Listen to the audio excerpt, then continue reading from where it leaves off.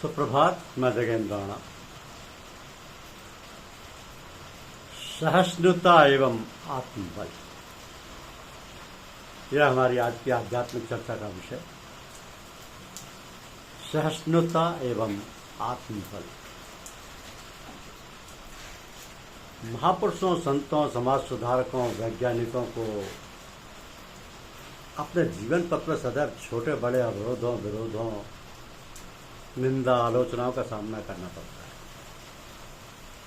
तो जो समाज की कुरीतियों, अंधविश्वासों, अज्ञानता को बताते समझाते हुए सुसंकृत समाज निर्माण में आगे बढ़ते हैं, उन्हें अनेक षड्यंत्रकारी बाधाओं का सामना करना ही पड़ता है। दुष्टों नीचों का स्वभाव तो असुरतापूर्ण होता ही है। वे सत्कर्मों में सामाजिक बुलावा पैदा करते हैं, उपहास करते हैं, गालियां भी देते हैं और झूठी भ्रांतियां भी फैलाते हैं। तो महापुरुषों को अनेक प्रकार से जलील एवं हतोत्साहित किया जाता है। डंगबाण, ताने, गालियां तो उनको उपहार के रूप में मिलती रहती हैं, लेकिन सत्पुरुष आत्मबली दृढ़ संकल्पी होते हैं। वे आलोचना और अवरोधों की परवाह नहीं करते और अपने पद पर निरंतर अग्रसर होते रहते हैं। भगवान श्री रामचंद्र जी को भी असामाजिक तत्वों एवं आतंकवादियों द्वारा अनेक षड्यंत्र रचकर सताया गया। सीताहरण के पश्चात तो प्रतिकूलताओं से हम मान लेते। रावण वध के बाद अयोध्या में राजा गद्दी के उपरांत सीता का त्याग करना पड़ा, फिर तो रामचंद्र जी के जीवन को तपाया ही गया। यद्यपि उन्होंने धैर्य, साहस, वीरता एवं आत्मबल से समस्याओं का समाधान किया और अत्याचारियों का वध करके सामान्य जनों, संतों, तपस्वियों को राहत प्रदान की। तो रामराज्य में सभी स्त्री पुरुष अपने अपने धर्मानुसार सदाचार पूर्वक कर्तव्य करते हुए शांत एवं प्रसन्न जीवन व्यतीत करते थे। इसी प्रकार द्वापर में महाराज श्री कृष्ण जी को तो जन कल्याण एवं जीवन मूल्यों के लिए आजीवन संघर्ष करना पड़ा। सबकी गालियां सुनी, अपशब्द सुने, तो चक्रों के जाल में भी फंसे, लेकिन उन्होंने कुशल नीति और आत्मबल से सभी अत्याचारियों का संहार किया। महात्मा बुद्ध को एक दुष्ट लगभग प्रतिदिन कटु वचन और गालियां सुनाया करता था, परंतु तथागत प्रतिवाद में इसका कोई उत्तर नहीं देते थे। उनके शिष्यों ने जब महात्मा बुद्ध से संबंध में बात की तो उन्होंने उत्तर दिया कि यदि किसी व्यक्ति की भेंट की कोई स्वीकार नहीं करता तो वह भेंट उन्हें उसी व्यक्ति को वापस मिल जाती। ये सुनकर संतुष्ट हो गए। यूनान के प्रसिद्ध दार्शनिक सुकरात की पीठ पर एक बार किसी दुष्ट ने लात मार, जिससे वह गिरते गिरते बचे। उनके शुभचिंतकों की यह घटना बहुत बुरी लगी। उन्होंने बदला लेने का विचार बना लिया, परंतु सुकरात ने उन लोगों को रोका और कहा कि लात मारने वाला मूर्ख था, हम तो समझदार हैं, तो उसका बदला लेना उचित नहीं। सुकरात की पत्नी बहुत तेज और गुण स्वभाव की महिला थी। कार्यों की व्यस्तता के कारण या लोगों के आध्यात्मिक गुण और समझने या सत्संग आदि के कारण घर लौटने में सुकरात को अक्सर देर हो जाती थी। एक बार रात में अपने मित्रों के साथ कुछ देर से ही घर लौटे तो उन्हें मित्रों के साथ देखकर पत्नी बहुत क्रोधित हो गई। उसी क्रोध में गंदे पानी से भरी बाल्टी सुकरात के ऊपर पलट गई। पत्नी के ऐसे निकृष्ट व्यवहार से सुकरात विचलित हुई। उन्होंने मुस्कुराते हुए कहा, अब तक तो बादल गरजते ही थे, आज बरस भी रहे। तो पत्नी का क्रोध उनकी सहिष्णुता, विनम्रता के साथ लुप्त हो गई। वह सुकरात से अपने कृत्य पर क्षमा प्रार्थना करने लगी। उस दिन से उसका स्वभाव भी परिवर्तित होने लगा। संत कबीर के निंदकों एवं ईर्ष्यालु कुप्रचारकों ने एक वेश्या को पटाकर उनके ऊपर चरित्रहीनता का आरोप भरे बाजार में लगवाया। उसी वेश्या ने अपने प्रेमी सुमंत द्वारा संत कबीर का छप्पर जलवा दिया। संत के सत्संगियों को धूप में बैठना पड़ा, उससे कबीर को बहुत कष्ट हुआ और आकाश की ओर देखते हुए मुंह से उफ निकल गया। इतने में ही वेश्या का पक्का आलीशान मकान धुकर जलकर खाक हुआ। लोगों ने वेश्या को बताया कि संत को सताने का ही ये फल। वेश्या कबीर जी के पास गई तो उन्होंने कहा, मैंने कुछ नहीं किया, तेरे यार ने मेरी झोपड़ी जलाई तो मेरे यार ने भी तेरा घर जलाया। कबीर साहब को जान से मारने के लिए अनेक बार षड्यंत्र भी रचे। लेकिन भगवत कृपा से उनका बाल बांका ना उठता। संत को सताने वालों, उनकी निंदा करने वालों पर प्रकृति का कोप निश्चित रूप से होता ही। गुरु नानक देव जी का भी अपने समय में बहुत विरोध हुआ, उनकी निंदा आलोचना हुई, उल्टा मार्ग दसेंदा जी आदि कहकर उनको सताने का भरपूर प्रयास किया गया। नानक देव जी ने समाज में फैली रूढ़ियों कुरीतियों पर कड़ा प्रहार किया। उनका कहना था कि हिंदू, मुसलमान, ईसाई आदि सभी एक ही ईश्वर की संतान है। मनुष्यों ने अपने स्वार्थवश ऊंच नीच, भेदभाव एवं पाखंड का सृजन किया। ये सुनकर पुरातन पंथ की बौखला गई। परंपरावादी और अंधविश्वासी लोगों ने अनेक प्रकार से उनका विरोध किया। फिर भी नानक जी लोक कल्याण हेतु इंसानियत के प्रचार में लगे रहे। ईश्वराभिमुख होने का मार्ग प्रशस्त करते रहे तथा धैर्यपूर्वक धर्म प्रचार करते रहे, और कालांतर में अधिकांश लोग उनके समर्थक हो गए। तो दुष्टों और नीचों का स्वभाव तो असुरतापूर्वक होता ही है। वे सत्कर्मों में बाधा डालते हैं और पास करते हैं, गालियां भी देते हैं और झूठी भ्रांतियां भी फैलाते हैं।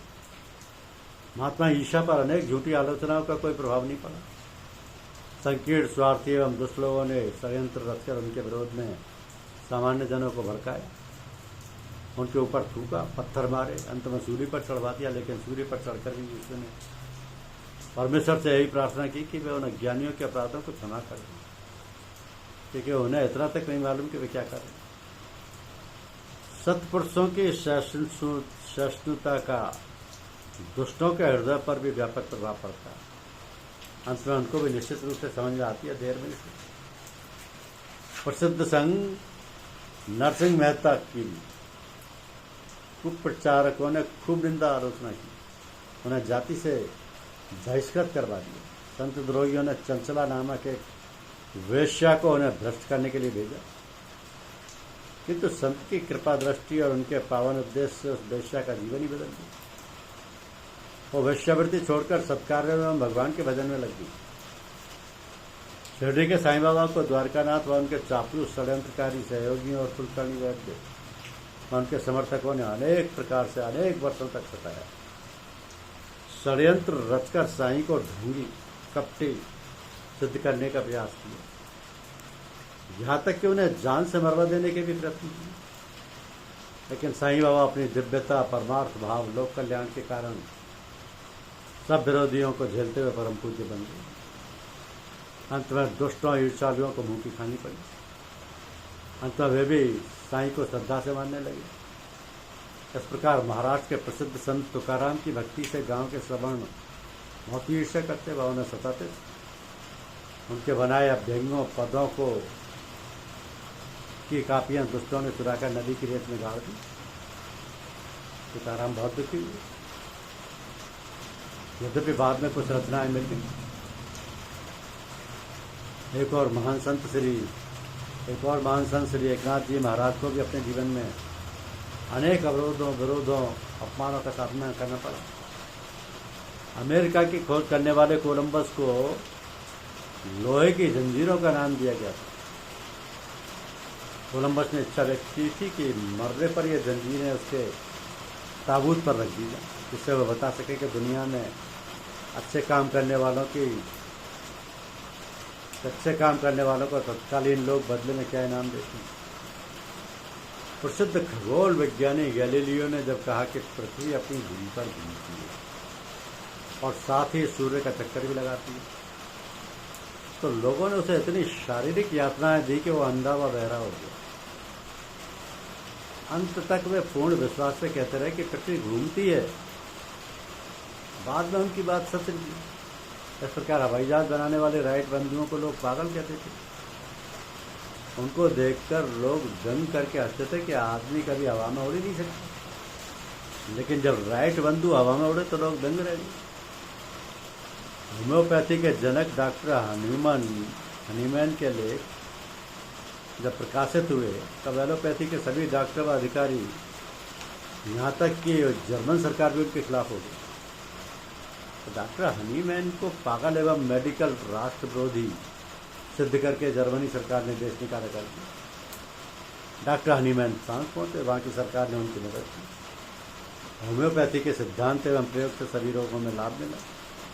सत्य सामने आने पर जर्मन सरकार एवं विरोधियों को शर्मिंदा होकर क्षमा याचना करके पुनः ससम्मान जर्मनी में वापस बुलाना पड़ा। आर्य समाज के संस्थापक स्वामी दयानंद सरस्वती वेदों को आधार मानकर पाखंड एवं मूर्ति पूजा को निरर्थक मानते थे। उन्होंने अपने विचारों का दृढ़ता से प्रचार किया, फलस्वरूप उनको पुरातन पंथियों के घोर विरोध का सामना करना पड़ा। एक दिन उनके विरोधियों ने उनकी एक प्रतिमा बनाकर उसमें कालिख पोत दी, फिर सभी मिलकर उस प्रतिमा को गधे पर बैठाकर शहर में घुमाने लगे। तो स्वामी जी के शुभचिंतकों ने जब ये सब उनको बताया तो उन्होंने उत्तर दिया कि वह तो नकली दयानंद है जिसे शहर में घुमाया जा रहा है। असली दयानंद तो तुम लोगों के बीच है, तो असलियत को अपनाना चाहिए। एक और दूसरी घटना है कि ईर्ष्यालु व्यक्ति स्वामी दयानंद को प्रतिदिन अनेकानेक गालियाँ सुनाया करता, महर्षि पर इसका कोई असर नहीं होता। एक बार वो व्यक्ति बीमार पड़ गया, स्वामी जी को इसका पता लगा। उन्होंने अपने प्रिय भक्त प्रेमियों से उस बीमार व्यक्ति की रोग मुक्ति के लिए ईश्वर से प्रार्थना करने को कहा। गाली देने वाले व्यक्ति को जब ये बात मालूम हुई तो उसे बहुत पश्चाताप हुआ। वो आत्मग्लानि से भर गया और स्वामी जी का प्रशंसक बन गया। झूठी निंदा आलोचना पर स्वामी जी कभी कोई ध्यान भी नहीं देते थे। स्वामी विवेकानंद जी द्वारा विदेशों में भारतीय संस्कृति का झंडा ऊंचा कर दिए जाने से अनेक ईर्ष्यालु विदेशियों ने उनके विरोध में अनेक घृणित अपराध लगाने शुरू कर दिए।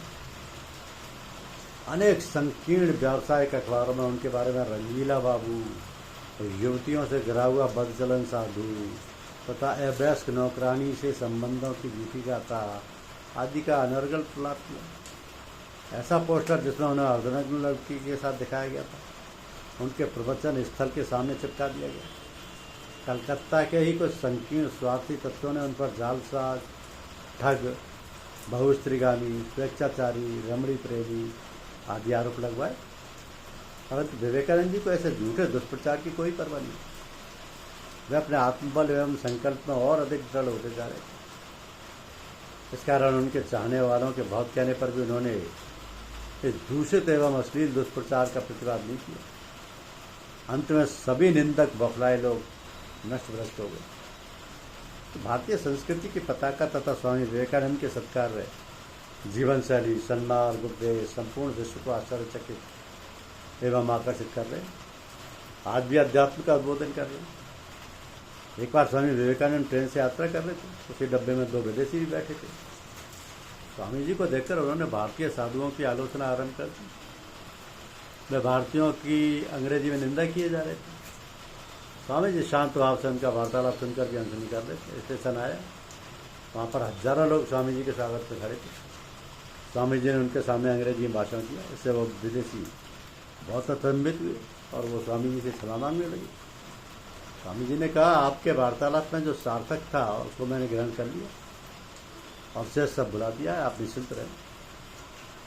परम संत रामचंद्र जी महाराज लाला जी फतेहगढ़ वालों को भी अपने परिवारी जनों, मित्रों एवं समाज के लोगों के ताने, बंगबाण, अपशब्द सुनने पड़े। वो कहते थे कि इन सबको सहन करते हुए शांत चित्त से अपने कर्तव्य पथ पर डटे रहना ही सबसे बड़ी तपस्या है। निष्ठापूर्वक अपने मूल उद्देश्य यानी लय अवस्था की ओर अग्रसर होते रहे और पूर्णता को प्राप्त कर जन कल्याण में ही संपूर्ण जीवन व्यतीत किए। बाबूजी महाराज भी कहते हैं कि कष्टों और विपत्तियों का मेरा निजी अनुभव भी मेरे सामने है। उस पर काफ़ी कुछ और सोचने के बाद मैं इसी निष्कर्ष पर पहुँचा हूँ कि कष्ट और व्याधियाँ छिपे रूप में प्रकृति का वरदान है, जो संस्कारों के भोग से मुक्ति दिलाने में हमारी मदद करती है। जब बचे कुचे संस्कारों का सफाया हो जाता है तथा मन का आंतरिक झुकाव इधर हो जाता है तो आध्यात्मिक प्रगति अबाध रूप से होती है। तो सती प्रथा, अंधविश्वास एवं अन्य कुरीतियों को समाज से मिटाने के लिए राजा राम मोहन राय को भी गालियाँ सुननी पड़ी। उनकी अनेक प्रकार से निंदा आलोचना की गई, फिर भी वे सच्चाई के लिए संघर्ष करते रहे और अपने लक्ष्य में अड़िग रहे। श्री राम शर्मा आचार्य ने गायत्री मंत्र की महिमा का प्रसार बड़ी दृढ़ी से जनसामान्य में किया। अपनी तपस्या, साधना एवं सर्जन, कल्याणकारी साहित्य सृजन, युग निर्माण मिशन योजना, अखिल विश्व गायत्री परिवार, शांति कुंज, आध्यात्मिक प्रशिक्षण केंद्र, एवं अनुसंधानशाला ब्रह्म वर्चस्व को माध्यम बनाकर जन जागरण किया। फिर भी संकीर्ण विचारधारा के लोग खिलाफ हो गए, परोक्ष रूप से अपमानित भी करने लगे। उन पर शांति कुंज हरिद्वार में प्राण घातक हमला भी किया गया। अधिक घायल होने के बावजूद दैवयोग से बच गए और जीवन पर्यंत अपने लक्ष्य पर घटे रहे। महात्मा गांधी जी ने भारतीय स्वतंत्रता संग्राम की अगुवाई की, जिसे तो उन्हें त्याग, तपस्या, सत्य, अहिंसा के बल पर संपूर्ण विश्व के कल्याण की कामना करते हुए अनेक बार अंग्रेजों के खिलाफ सत्याग्रह की, झेल गए। उनके प्रताड़ना से हिंदू मुस्लिम एकता के लिए अंत तक प्रयास करते रहे। एक बार एक व्यक्ति ने गांधी जी को पत्र में अनेक गालियाँ लिखकर भी उन्होंने शांत भाव से उस लंबे पत्र को पढ़ा। पत्र में लगे हुए आलपेन को निकाल कर रख दिया और पत्र को रद्दी की टोकरी में डाला। तो गांधी जी को अंग्रेजों में उनके चापलूस भारतीयों द्वारा अनेक बार अपमानित होना पड़ा, लेकिन वो सदैव अविचलित रहते हुए अपने मिशन में जुटे रहे और सफलता भी हासिल। अंत में विश्व कल्याण के लिए अपनी आहुति भी देनी पड़ी। तो समाज की कुरीतियों, अंधविश्वासों, अज्ञानता को बताते समझाते हुए जो महापुरुष सुसंकृत समाज निर्माण में आगे बढ़ते हैं, उन्हें अनेक षड्यंत्रकारी बाधाओं का सामना करना पड़ता है। दुष्ट और नीचों का स्वभाव तो असुरतापूर्ण होता ही है। वे सत्कर्मों में बाधा डालते हैं, उपहास करते हैं, गालियाँ देते हैं, झूठी भ्रांतियाँ भी फैलाते हैं। विद्वान साहित्यकार कभी टॉलस्टॉय की करता है कि जिसका भावार्थ है कि जब तुम्हारी कोई बड़ी आलोचना करता है तब तुम्हें स्मरण रखना चाहिए कि तुम्हारा फूल सुविकसित है, इसलिए भौरे डंक मारने जा रहे हैं। इसी प्रकार जब तुम्हें निंदकों के डंक लगने लगे तो समझ लेना चाहिए कि तुम्हारा कार्य सुविकसित हुआ है। अर्धविकसित फूल पर भ्रमर कहाँ बैठता है।